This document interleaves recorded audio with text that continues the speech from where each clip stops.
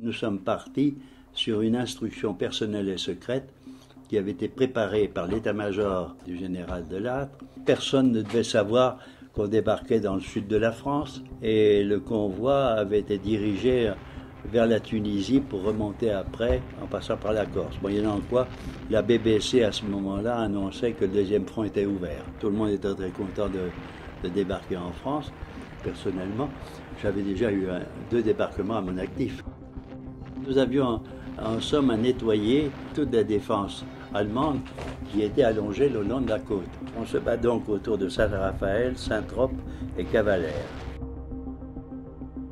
Les Américains ayant percé ouvraient la voie à la 3e DIA qui n'avait personne devant elle, en quelque sorte. Nous avions affronté les Allemands en Italie et nous n'attendions pas du tout à avoir des gens qui étaient décidés à nous accueillir.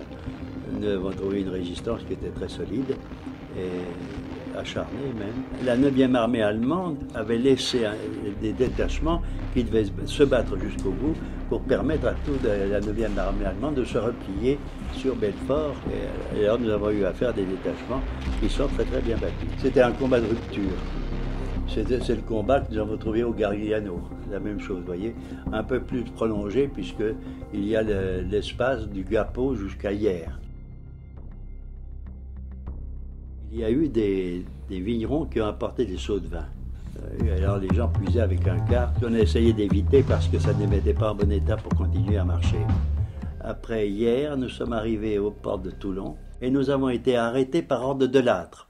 Parce que Delattre voulait faire de Toulon la capitale des troupes coloniales. Il nous a arrêtés alors que la 9e DIC s'est engagée pour nettoyer la ville.